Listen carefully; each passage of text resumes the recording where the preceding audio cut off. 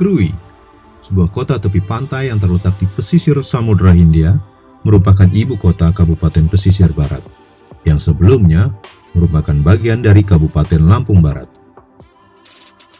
Kota ini tersohor sampai ke pelosok dunia, terutama di kalangan peselancar dari mancanegara. Jangan terkecoh dengan ombaknya yang tenang pagi ini. Ada waktunya ombak-ombak pantai Krui merupakan tantangan tersendiri bagi para peselancar dunia. Sebelum masa pandemi, Krui bahkan selalu menjadi tuan rumah kompetisi tahunan berselancar tingkat internasional. Ikuti perjalanan hari ini dari kota Krui yang tenang ini menuju kota Bengkulu, melintas rute pesisir barat Pulau Sumatera, dan jelajahi juga kota Bengkulu yang penuh dengan nilai sejarah dari bangsa ini.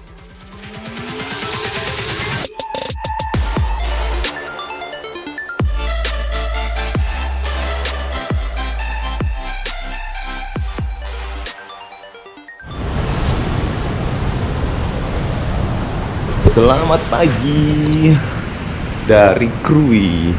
Ini hari kita ke-3 kalau dihitung dari jalan dari rumah. Dan kalau resmi acara touringnya ini adalah hari kedua. Hari ini kita arah ke Bengkulu. Beberapa bulan lalu kita udah sempat lewatin juga jalan yang sama, tapi kalau memang rutenya ke arah Bengkulu ya nggak ada jalan lain. Kita ikuti pagi ini. Oke, kita siap berangkat hari ketiga.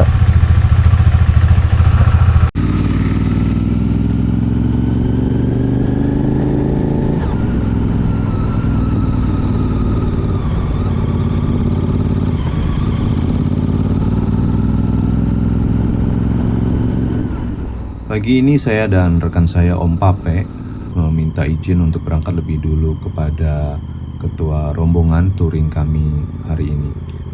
Jam masih menunjukkan pukul 6.30 saat kami meninggalkan pantai Tanjung Setia di Krui. Rute kami hari ini dari kota Krui menuju ke kota Bengkulu akan melalui jalur pesisir barat Sumatera sepanjang 350 km yang kalau menurut GPS akan ditempuh selama 8 jam dan 20 menit. Salah satu yang saya suka dari berangkat dari pagi hari adalah udaranya masih dingin segar dan kendaraan relatif masih sepi di sepanjang jalan yang kami lewati di kota Krui ini.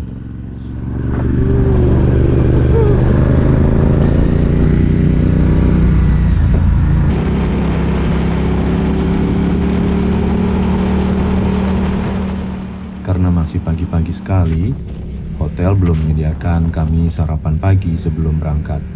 Saya dan Om Pape memutuskan untuk membeli sarapan di jalan.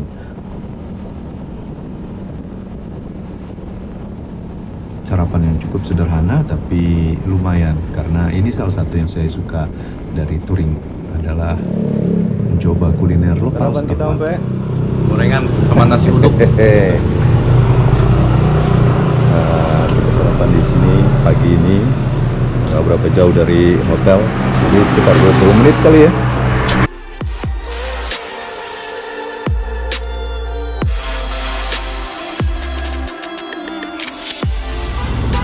Karena kita hanya berhenti untuk sarapan, lalu nggak lama kemudian kita lanjutkan perjalanan. Hari ini kami berdua meminta izin untuk berangkat lebih dulu, mengingat sebenarnya kira-kira beberapa bulan sebelumnya saya sudah melewati jalur yang sama dalam rangkaian touring menuju ke KM0 di Sabang.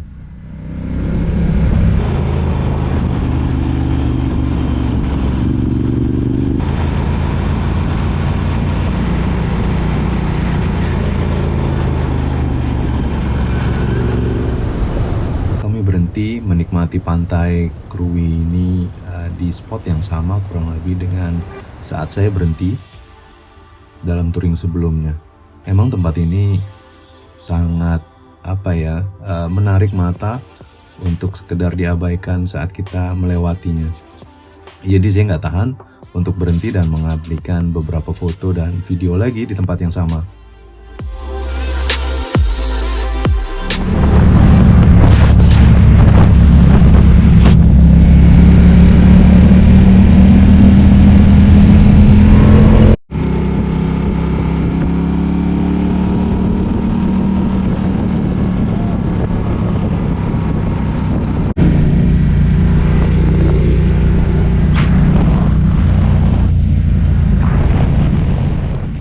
Masih lewat rute yang sama, setelah landscape pantai kami memasuki hutan Taman Nasional Bukit Barisan Selatan, atau orang-orang setempat suka bilang namanya adalah hutan hutan perbatasan, hutan Manula ada yang menyebut juga.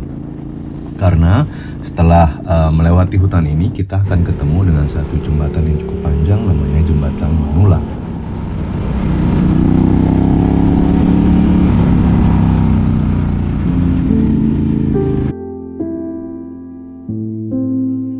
Nah, ini dia hutan kawasan yang saya maksud. Ini adalah hutan Taman Nasional Bukit Barisan Selatan yang menjadi bagian dari Provinsi Lampung. Don't be afraid of falling, falling, 'cause you know we gon' fly, 'cause we be on a top floor.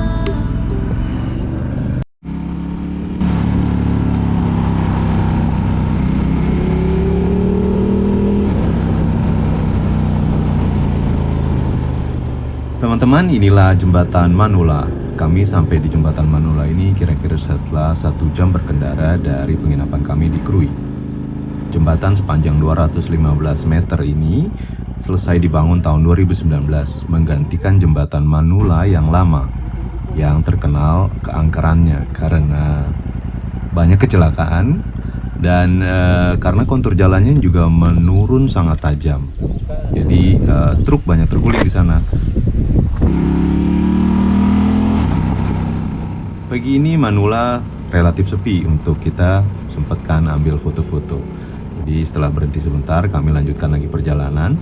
Jembatan Manula ini menandakan perbatasan antara Provinsi Lampung dan Bengkulu.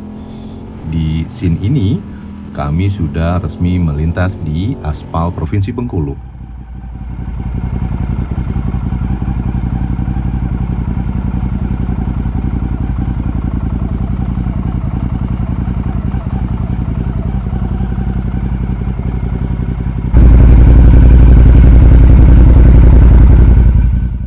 Coba sempatkan untuk mampir di salah satu jembatan yang tidak terpakai lagi di perbatasan Bengkulu ini untuk sekedar mengabadikan gambar dan video di sini karena sepi jalanannya nih ya, karena udah nggak dipakai lagi ya.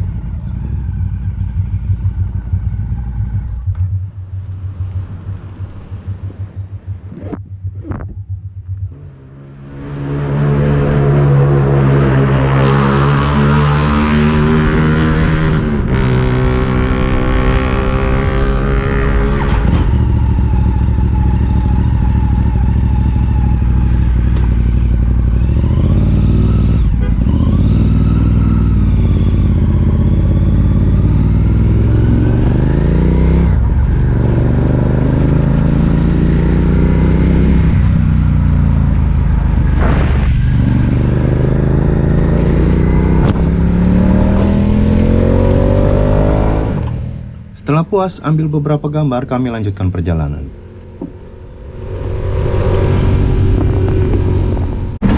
Aspalnya saya lihat masih sama kondisinya dengan ketika beberapa bulan lalu saya melintas di sini. Masih relatif mulus. Kecuali tadi ya, di hutan Taman Nasional Bukit Barisan Selatan ada beberapa ruas jalan yang sudah keriting kelihatannya karena kelebihan beban muatan. Banyak truk kelapa sawit melintas dan ada beberapa bahkan yang parkir di tepi jalan.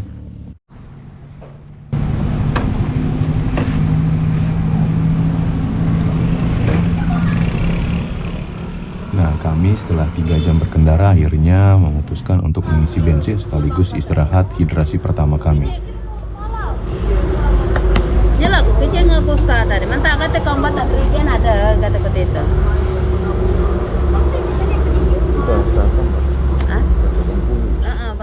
Ini di daerah Kaur namanya. Coba teman-teman perhatikan bahasa yang dipakai sama petugas SPBU ini. Logat dan bahasanya saya sama sekali nggak kenal. Setelah saya tanya, kata mbaknya ini adalah bahasa Kaur, bahasa khas daerah setempat.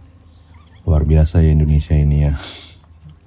Saya baru melintas di 3 provinsi, saya udah ketemu satu bahasa yang sama sekali saya nggak paham logat maupun artinya.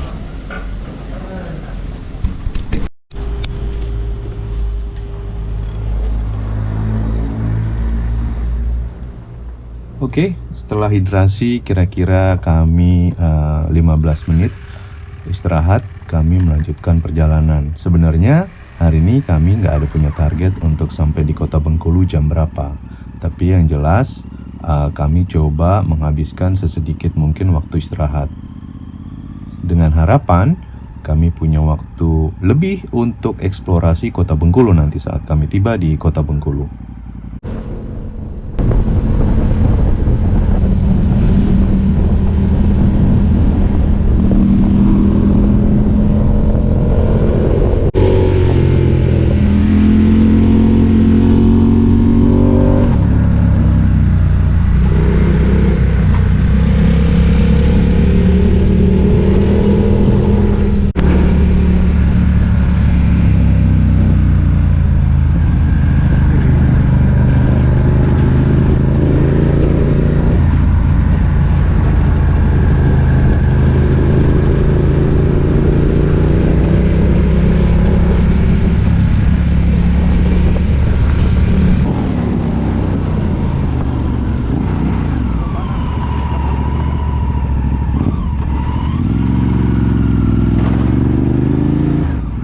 Kota pertama yang kami temui sejak kami memasuki perbatasan Provinsi Bengkulu adalah Kota Mana.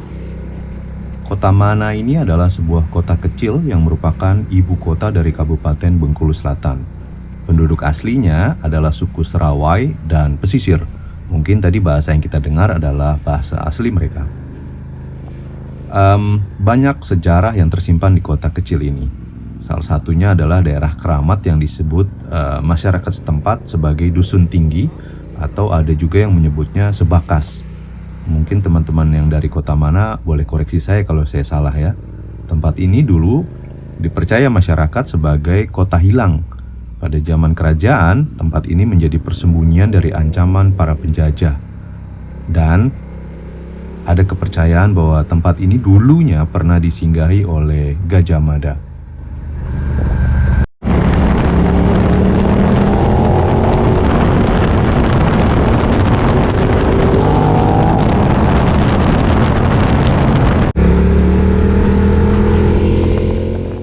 Kami putuskan nggak berhenti di kota Mana karena kami baru saja berhenti istirahat sebelum masuk ke kota Mana tadi. Jadi kami lanjut melintas saja kota Mana. Salam untuk teman-teman yang nonton video ini dari kota Mana ya.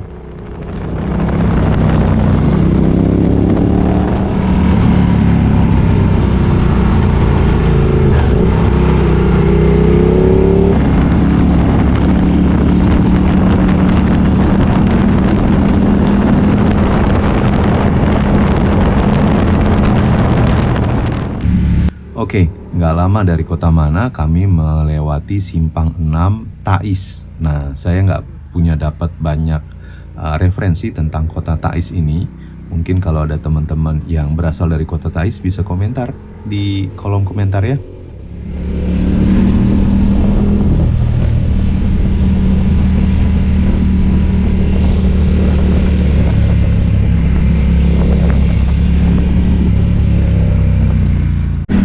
Dari kota Tais memasuki kota Bengkulu tadi udah sekitar 50 km lagi jaraknya. Jadi kira-kira 1 jam lebih 20-30 menit lah.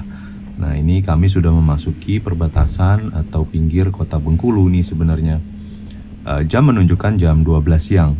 Jadi saat itu kami memutuskan untuk mencari tempat untuk berhenti dan kita istirahat dan makan siang ya. Oke, nggak lama setelah makan siang kami meluncur lagi ke satu tempat. Ada satu danau yang namanya cukup unik di kota Bengkulu. Ada beberapa penonton dari video saya juga menyarankan untuk mampir ke sini karena namanya yang unik. Kalian tahu apa namanya? Mungkin kalau teman-teman dari Bengkulu juga tahu ya namanya. Tapi untuk penonton, teman-teman yang bukan dari Bengkulu, saya kasih tahu namanya. Nama danau ini adalah Danau Dendam Tak Sudah. Saya udah coba cari beberapa tempat referensi tentang asal muasal nama danau ini. Cuman kok nggak dapet ya, nggak dapet referensinya. Jadi mungkin kalau teman-teman tahu atau yang dari Bengkulu juga tahu, boleh komentar ya di sini cerita kenapa namanya Danau Dendam Tak Sudah. Ini dia danaunya. Ada sekitar 5 menit lah dari pusat kota Bengkulu. Jadi ini masih dalam kota Bengkulunya.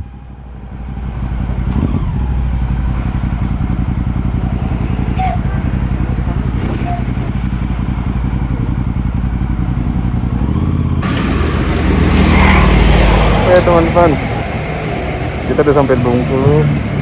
Ini ada satu spot yang namanya ini, kalau di sini ini sebenarnya danau, cuman disebut danaunya namanya Danau Dendam Tak Sudah.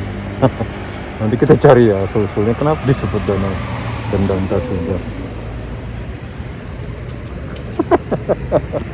Oke, view-nya kira-kira begini nih.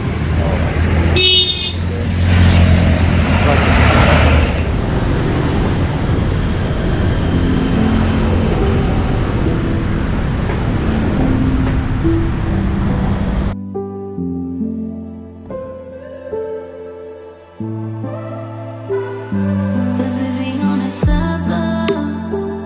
Oh, we feeling so high. Don't be afraid of falling, falling. Cause you know we gon' fly. Cause we Buat teman-teman yang dari Bengkulu, kemarin ada beberapa yang nyebutin mesti visit ke sini. Kelihatan nggak? Namanya Danau Dendam Tak Sudah nih.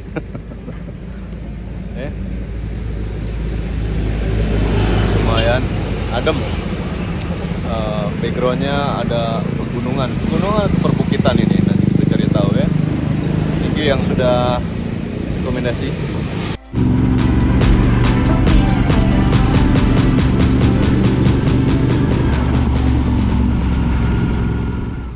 Setelah kami istirahat dan menghabiskan sebutir kelapa muda yang buat badan segar lagi, kami lalu langsung meluncur menuju ke hotel yang telah dipersiapkan oleh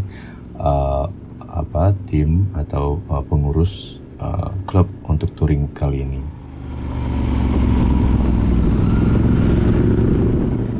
Saya lupa lihat jam, tapi kalau nggak salah kami sampai di hotel ini masih sekitar jam 1 siang. Karena masih jam 1 siang, kami memutuskan untuk istirahat sebentar. Saya juga ngecas beberapa baterai untuk drone. Lalu, karena memang tujuannya untuk eksplorasi kota Bengkulu siang hari ini. Akhirnya, setelah seger, saya keluarin motor lagi. Kita keliling kota Bengkulu.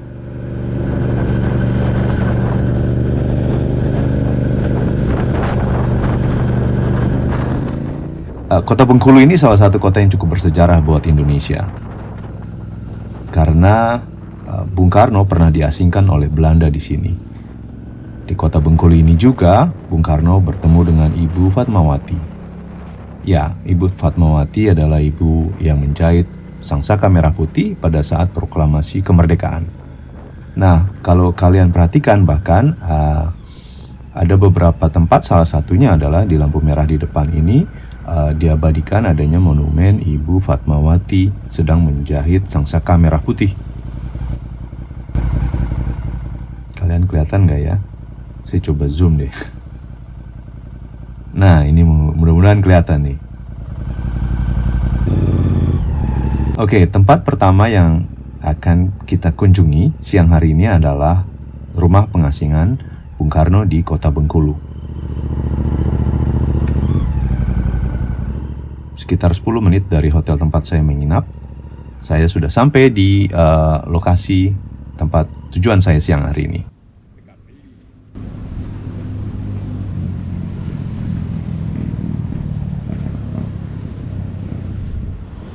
Karena foto dari tulisan bisa diantar mobil. Iya. Nggak apalah. Teman, halo. Sore ini udah masuk Bengkulu. Saya mau mampir ke Rumah kediaman Bung Karno. Kelihatan nggak ya? Nah, ini dia. Ini rumah yang didiami sama Bung Karno sewaktu dia diasingkan oleh Belanda tahun 1938 sampai 1942. Jadi kira-kira sebelum Jepang masuk ke Indonesia. Kita mau lihat rumahnya kayak apa sih isinya. Nah, ini rumahnya.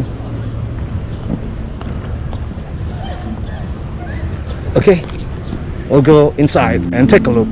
What is it like?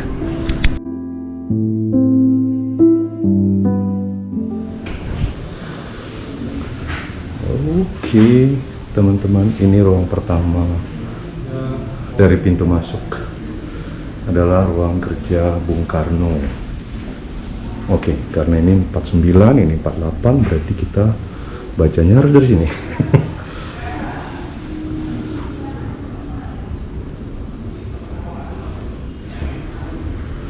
Take a look at this statement.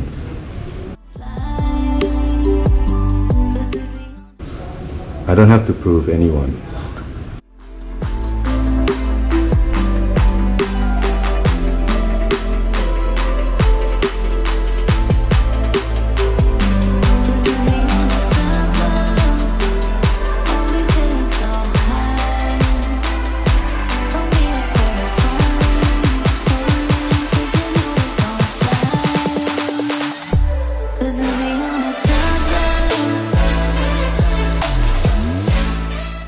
Rumah yang sederhana ini terdiri dari 5 ruangan utama, termasuk ruangan kerja dan ruang istirahat Bapak Presiden pertama Republik Indonesia kita, Soekarno. So there you go, you seen it all. Itulah rumah pengasingan Bung Karno, Presiden pertama Republik Indonesia dari tahun 1938 sampai 1942. Diasingkan oleh Belanda. Let's go to next destination. Di sini ada Benteng Marlborough, peninggalan Inggris. Oke, kita lihat kayak apa.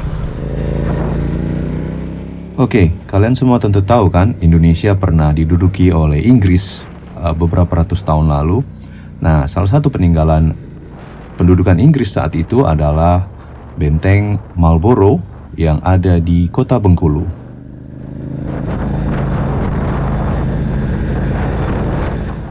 Untuk memahami konteks adanya Benteng Marlborough ini, kita kilas balik sebentar yuk ke abad 16, abad yang terkenal karena kekuatan industrinya. Pada abad ini, negara-negara Eropa seperti Inggris, Spanyol, Portugis, dan Belanda adalah negara dengan industri manufaktur yang kuat. Negara-negara ini menunjukkan kekuatan ekonominya dengan cadangan emas dan perak yang sangat banyak. Pada saat itu, muncul paham prinsip ekonomi merkantilisme.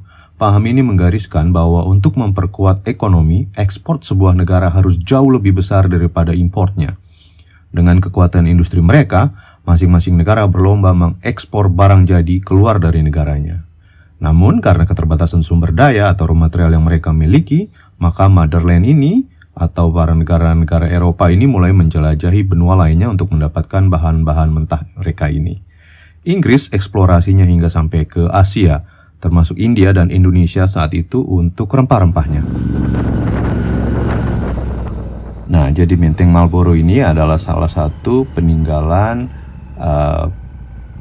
merkantilisme di zaman pendudukan Inggris. Benteng ini dibuat untuk mengamankan bahan-bahan mentah yang mereka kumpulkan dari Indonesia sebelum akhirnya dikirim ke motherland di Inggris.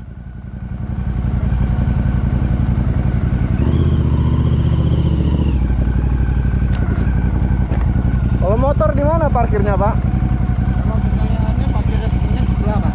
Untuk kendaraan umum. Di sebelah. Jadi saya ke sana lagi. Ya, di bundaran Tena itu tuh ke Tena. Oh. Belok kanan motor ada dari Marlborough yang gede itu.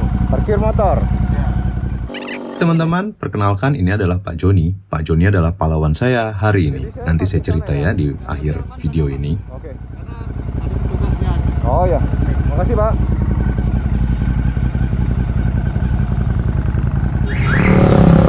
That's it.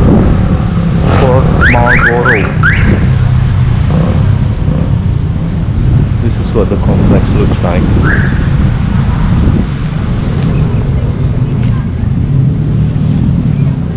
kita harus ke tiket boxnya dulu. Tiket boxnya ada di sini, katanya naik ke atas. Teman-teman, ini adalah Fort Marlborough atau kita kenal sebagai Benteng Marlborough.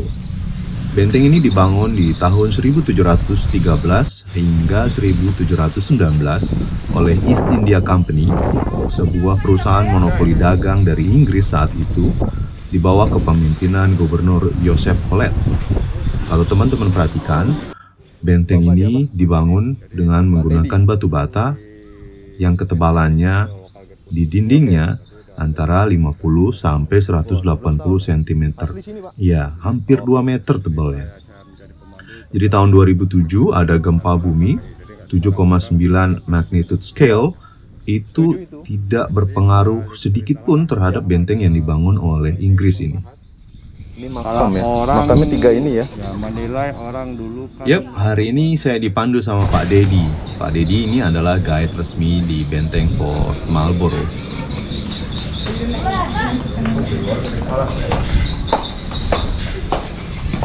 Asli guys, kayu. Ini sejak pertama kali berdiri. Berarti sudah 300 tahun lebih. Kalau depan Batong dari Wow.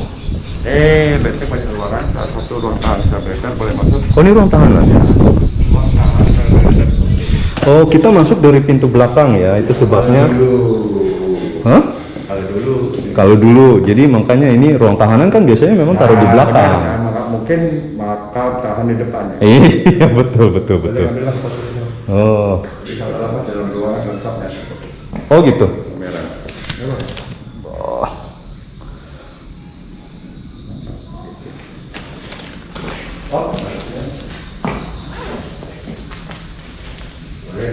Iya. Mobil banyak. Iya. Supaya bangunan. Tapi ada kan meninggal industri benteng ada, tapi bukan di Indonesia, di India. Sanjos di Madras. Inggris tak bangun. Mas beli sini mas, kalau lama di ruang benteng. Belum ada dataran ini. Belum. Jadi ini persis di tepi laut sebenarnya. Ya, benteng ini di atas Bukit Karang pinggir laut itu coba. Mengapa jadi daratan? Setelah Belanda masuk ke sini, oleh Belanda direklamasi.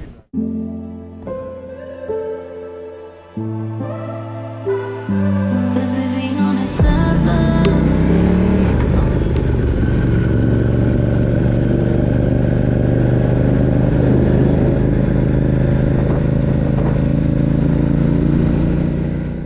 Oke, tadi saya mau cerita tentang Pak Joni. Pak Joni ini salah satu orang yang saya hormati dari Bengkulu. Jadi ceritanya ini adalah selesai berkunjung ke benteng. Sebenarnya saya berkunjung ke benteng itu bawa drone, satu tas dalam drone, satu paket berikut baterai, memori dan segala macam controllernya. Saya berkunjung, ternyata saya nggak dapat izin terbangin drone di benteng Marlborough ini. Karena nggak dapat izin, akhirnya saya berkeliling aja tanpa terbangin drone. Oke. Saat guide atau Pak Dedi ajak saya keliling, dia secara volunteer, secara sukarela mengajukan diri sebagai fotografer saya. Jadi, Pak mau foto-foto di sini, saya fotoin ya. Jadi ada satu titik di mana saya foto, saya taruh tas drone saya di lantai, oke, di ruangan terbuka. Kalau nggak salah di salah satu sudut atapnya. Ternyata saya kelupaan untuk ambil drone itu setelah selesai foto. Dan saya baru sadar bahwa saya ketinggalan tas drone saya setelah saya sampai di hotel. Itu sekitar 20 menit perjalanan dari benteng tadi. Buru-buru setelah sadar saya kembali lagi karena hari itu udah sore. Kalau nggak salah saya malah tamu terakhir di benteng itu. Benteng itu tutup jam 5 sore ya teman-teman ya. Nah saya cuman khawatir sudah nggak ada orang untuk saya hubungi. Saat saya kembali, Pak Joni menemui saya di gerbang tempat saya tadi bertanya, ketemu dengan Pak Joni tadi. Itu sudah lengkap membawa tas drone saya. Jadi rupanya waktu saya minta izin, teman-teman pengurus di benteng memintakan izin ke Pak Joni. Cuman Pak Joni juga nggak berani memutuskan untuk mengizinkan saya menerbangkan drone. Akhirnya ketemu dengan Pak Joni lagi, lengkap dengan tas drone saya, dan dia mengenalin saya. Bapak yang tadi minta izin untuk terbangin drone kan. Nah, jadi ini tas drone-nya ketinggalan dan beliau mengenali. Sekali lagi teman-teman yang ada di Bengkulu, kalau ketemu dengan Pak Joni, sampaikan salam hormat saya untuk Pak Joni ya. Terima kasih banyak Pak Joni untuk bantuannya hari ini. Saya nggak tahu, mungkin sisa touring saya akan jadi berkesan buruk atau jadi bad mood kalau sampai tas drone-nya hilang. Sekali lagi terima kasih ya untuk Pak Joni. Salam sehat selalu ya Pak. Nah, cerita saya ini mengakhiri episode kali ini di mana saya eksplorasi kota Bengkulu. Kita lanjutkan lagi ke episode berikutnya di mana kami melanjutkan perjalanan dari Bengkulu menuju ke kota Palembang, melewati satu daerah yang sangat terkenal bagi para pelintas di daerah Sumatera, namanya Lahat. Seperti apa keseruannya, kita tunggu di video berikutnya. Oh iya, jangan lupa kalau kalian suka video ini, tinggalkan jempolnya, lalu jangan lupa subscribe kalau belum subscribe, dan juga bagikan ke teman-teman. Mungkin ada teman-teman di daerah Bengkulu yang bisa menambahkan informasi dari saya yang ada di video ini. Terima kasih sudah menonton. Ini kita lagi perjalanan ke Palembang, tapi cuacanya juga mulai mau hujan. Jadi kita merapat dulu buat cari makan, minum es teh, cari seger-seger dulu. Ayo kita kemon.